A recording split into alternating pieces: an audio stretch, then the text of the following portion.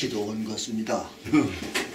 찬송 인도하시는 분도 우렁차게 인도하시고 또 우리 이선숙 사모님이 이렇게 와서 봉사하시는 줄 몰랐는데 유명한 성악가가 이렇게 와서 봉사하시는 게 얼마나 감사한지 모릅니다. 또 우리 장로님께서 노장로님께서 아주 은혜롭게 기도를 인도하시고 아주 마음이 뜨겁습니다. 아멘. 찬송이 뜨거우니까 영이 살았어요. 또 이게 이렇게 하니까 무슨 좌회단 같기도 하고요. 인터넷 복음 방송이 참 너무나도 우리 김정한 목사님의 사역이 귀합니다. 감사합니다. 기도하겠습니다. 살아계신 아버지 하나님, 하나님께서 여러 주님의 귀한 종들을 세우셔서 여러 방면에서 사용하시고 하나님의 위대한 복음의 역사를 이루어 가시는 것을 생각할 때 진심으로 감사를 드립니다. 인터넷 복음 방송을 통해서 지금까지 영광을 받으셨사오니 앞으로도 영광을 받으시고 이 시간 부족한 종이 와서 말씀 증거할 때 오직 하나님의 말씀만 겸손하게 바로 전할 수 있도록 성령께서 함께해 주시옵소서. 아멘. 예수님의 크신 이름으로 기도 올리옵나이다. 아멘. 본문에 복음이라는 말이 2절과 7절에 두 번 나옵니다. 복음이 무엇입니까? 영어로는 good news 혹은 good tidings 그렇게 부릅니다. 한마디로 좋은 소식, 복된 소식이라는 말입니다. 배고픈 사람에게는 음식이 복음일 것입니다. 병든 사람에게는 좋은 의사 그리고 좋은 약이 복음이고, 그리고 실직자에게는 새로운 직장이, 고등학교 다니는 학생들에게는 아마 좋은 대학에 입학하는 것이 복음이 될 것입니다. 그러나 진정한 복음은 예수님의 보혈로 구속함을 받고 전국 백성이 되는 것이 복음 중에 복음입니다. 아멘. 사람들은 흔히 행복의 조건을 재물과 건강과 좋은 직장 혹은 좋은 배우자라고 생각합니다. 그러나 이 모든 것은 다 누린다고 해도 진정으로 행복한 것은 아닙니다. 하나님께서는 이사야를 선지자로 부르셨습니다. 이사야는 귀족 출신 선지자입니다. 우시야, 요담, 아하스, 히스기야 왕, 이렇게 4대 왕을 거치면서 남왕국 유다에서 사역했던 위대한 선지자입니다. 하나님께서 이사야에게 너는 가서 외치라 라고 말씀하셨습니다. 그러나 이사야는 무엇을 외쳐야 할지 몰랐습니다. 그래서 하나님께 물었습니다. 내가 무엇을 외쳐야 합니까? 그때 하나님께서는 이사야 40장 6절에서 8절 말씀을 주시면서 이것을 외치라고 하셨습니다. 모든 인생은 풀과 같고 모든 인생은 그 연관이 꽃과 같다. 풀은 마르고 꽃은 언젠가 시들게 된다. 그러나 오직 하나님의 말씀만 영원하다. 아멘. 이 말씀을 전하라고 했습니다. 진정한 복음은 인생의 허물을 깨닫게 하고 예수 그리스도를 통한 영원한 구원을 얻게 하는 것이 진정한 복음입니다. 아멘. 인생의 허물을 알지 못하고 진정으로 복음을 받아들일 수가 없습니다. 인생의 허물을 깨닫지 못하는 사람이 허무, 허망한 것, 배인, 헛된 것, 이것을 깨닫지 못하면 참 신앙생활 못합니다. 참 복음생활을 못합니다. 인생은 헛된 것이다. 솔로몬이 모든 것을 다 부귀와 영화를 경험한 후에 고백한 전도서에 있는 말씀과 같이 헛되고 헛되며 헛되고 헛되니 모든 것이 헛되도다. 이것을 증거한 후에 그러나 오직 하나님의 말씀은 영원하다. 아멘. 그 말씀을 이사야에게 전하라고 하나님께서 말씀하신 것입니다. 이 진정한 복음이 무엇입니까? 바로 그것입니다. 인생의 허물을 깨닫고 하나님 앞에 돌아와서 예수 그리스도의 보혈로 구속함을 받고 영원한 천국의 소망을 가지고 살게 되는 것, 이것이 진정한 복음이라고 하는 것을 하나님께서는 이사야 선지에게 분명히 말씀해 주신 것입니다. 아멘. 요즘은 다 꽤 오래 삽니다. 그래서 9988234라는 말이 유행어가 됐습니다. 99세까지 팔팔하게 살다가 2, 3일 앓고 죽는다. 그래서 9988234 그러잖아요.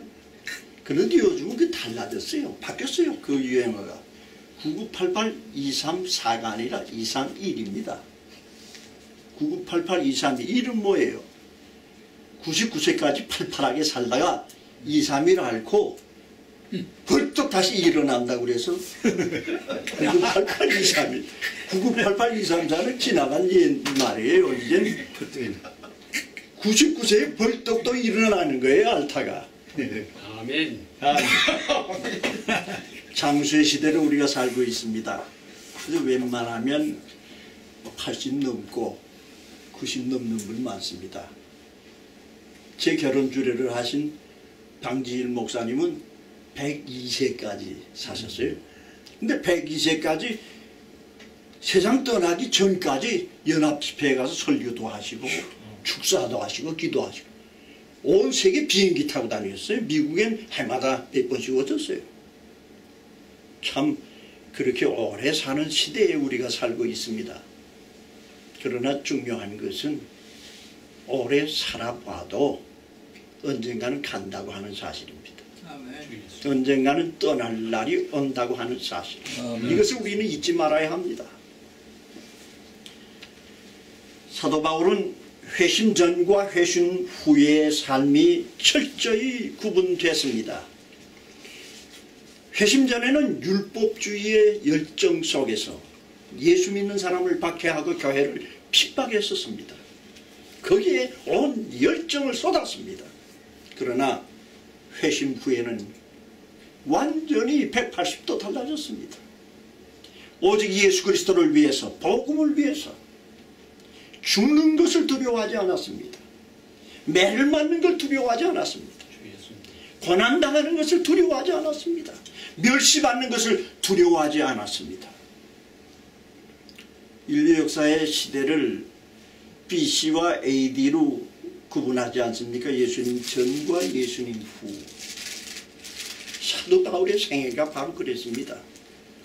예수님을, 부활하신 예수님을 다메섹으로 가는 그 길에서, 다메섹 도상에서 만나기 전과 만난 후의 삶은 완전히 달랐습니다. 우리 그리스도인의 삶이 그래야 됩니다.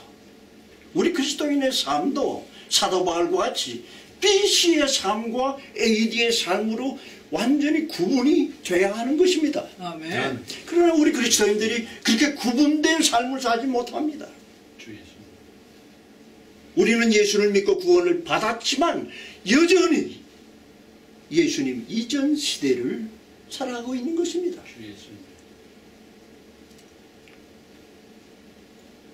2절에 보면 사도 바울이 사도들 앞에 복음을 제출했다고 했습니다. 저는 이 말씀 한마디에 사도 바울의 겸손을 봅니다. 사도 바울은 대단한 인물입니다.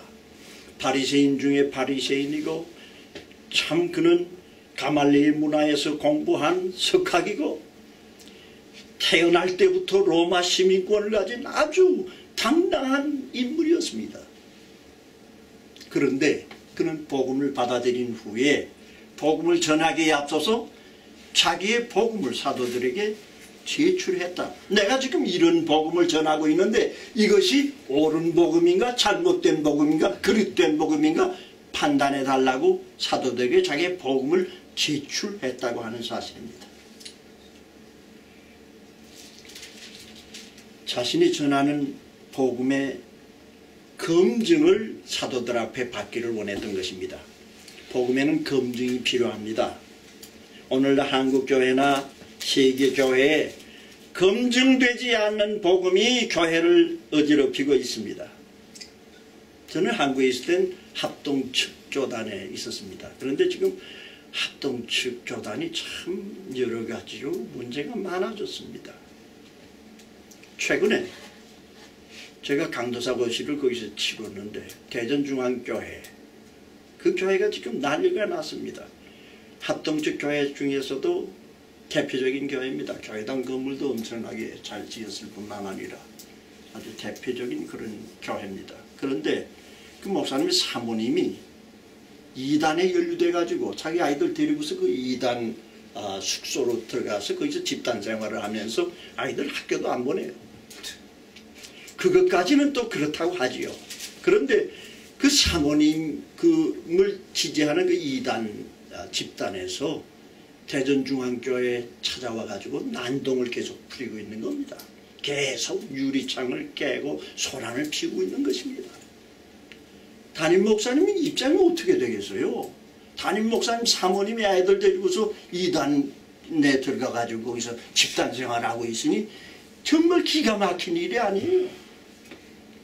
이런 유사한 이단에 속한 일들이 한국 교회에 얼마나 지금 많이 일어나고 있습니까? 아주 위험한 사건들이 많습니다. 세계교회는 어떻습니까? 참 심각한 상황에 놓여 있습니다. 특별히 종교다원주의로 빠져가지고 대표적인 것이 뉴에이지 무브먼트 아닙니까? 불교도 좋고 유교도 좋고 마호메도 좋고 이슬람도 좋고 힌두교도 좋고 다 좋다는 거예요. 그래서 그것을 그냥 하나로 만들어 가지고 그래서 평화롭게 살자. 완전한 인본주의 종교 아니겠습니까?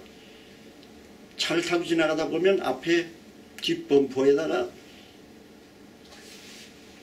뉴에이지 마크를 어떤 사람 작게 어떤 사람 크게 붙이고 다니는 것을 봅니다. 그런데 그것을 피스마크라고 얘기해요. 가만히 제가 보니까 피스마크가 아니라 뉴에이지 마크예요. 긴 줄에다가 이렇게 꺾여진 십자가 모양을 하고 동그라미 친 그런 모습입니다. 이렇게 십자가인데 부러진 십자가, 거기 동그라미를 한 이 뉴에이지 마크인데 이 뉴에이지 마크를 달고 다니면서 저게 뭐냐 그러면 피스마크래요. 평화를 상징하는 마크래요. 어떤 사람 티셔츠에다 붙이고 다니고 어떤 사람 목걸이도 하고 다니고 종교다원주의가 지금 사람들의 마음속에 깊이 그저 평화롭게 종교도 싸우지 말고 평화롭게 그냥 지내자고 하는 겁니다. 요한복음 14장 6절에 보면 내가 곧 길이요 진리요 생명이라고 말씀하셨습니다. 아멘. 예수님만이 길이고 예수님만이 진리고 예수님만이 생명입니다. 아멘. 나로 말미암지 않고는 아무도 아버지께로 올 자가 없다고 예수님께서 말씀하셨습니다. 예수님만이 길이요 진리요 생명입니다. 아멘. 사도행전 4장 12절을 보면 다른 이로서는 구원을 얻을 수 없나니 천하인간의 구원 얻을 만한 다른 이름을 우리에게 주신 일이 없다고 했습니다. 왜 이단을 따라가는지 난 도무지 이해를 못하겠어요. 다른 이름을 주신 일이 없다고 했는데 예수님만 따라가면 되는데 왜 이단이 저주를 따라가요? 필라델피아 어떤 목사님이 내가 그 목사님 보고 그랬어요. 왜 하필이면 그 이단에 속한 생활을 합니까? 그랬더니 자기가 존경하는 그 목사님이 예수님 오시기 전에는 죽지 않는데요. 그래서 내가 그러면 예수님 오시면 그 교단을 떠날 것입니까? 그런데요. 근데 그 교주와 같은 존경하는 분이 세상을 떠났거든요. 얼마 전에. 내가 그분을 아직 만나진 않았지만 그 교단을 떠났습니까? 하고 물어보고 싶어요. 참 왜 예수님만 따라가면 될 텐데 왜 그렇게 혼란 속에 빠져 있는지 이해할 수가 없어요. 사도 바울은 열정의 사람이었지만은 검증되지 않는 복음은 전하기를 원치 않았습니다. 1세기 초에 초대교회 사도들이 흩어져서 복음을 전하기 전에 그들은 아포스톨 크리드, 사도신경을 만들었습니다. 우리가 흩어져서 복음을 전하다가 잘못된 복음, 혹시 변질된 복음을 전하지 않겠는가? 그러니까 우리는 우리가 전해야 할 복음의 그 요약을 하나 만들자. 그게 바로 사도신경입니다. 저는 예배 시간에 다 은혜스럽지만 사도신경을 고백할 때가 제일 가슴이 뜨거워요. 전능하사 천지를 만드신 하나님 아버지를 내가 믿사오며, 다른 사람이 믿는 게 아니라 내가 믿는 거예요. 구원은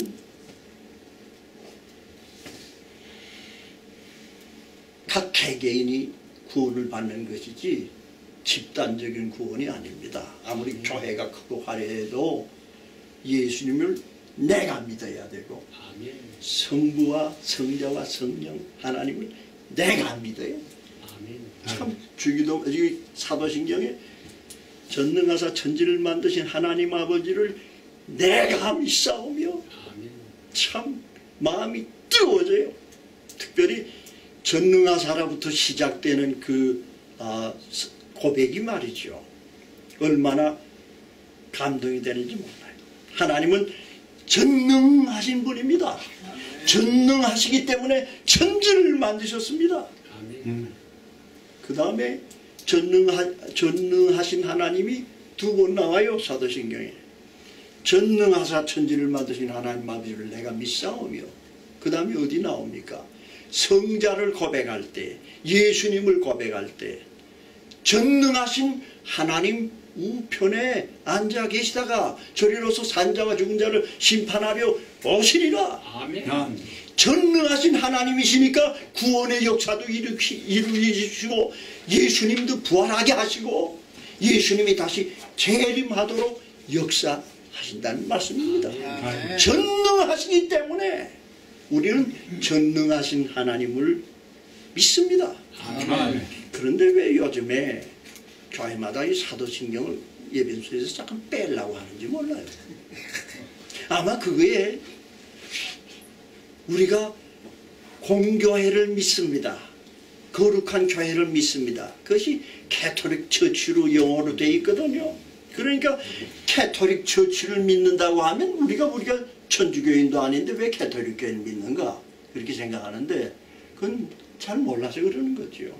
캐톨릭 처치라고 하는 것은 벌써 1세기 이후에 교회가 계속 부흥되고 번져갈 때에 우리는 이 연합된 하나의 공적인 교회를 믿습니다 하는 그런 고백이지 천주교회를 믿습니다 하는 고백이 아니거든요.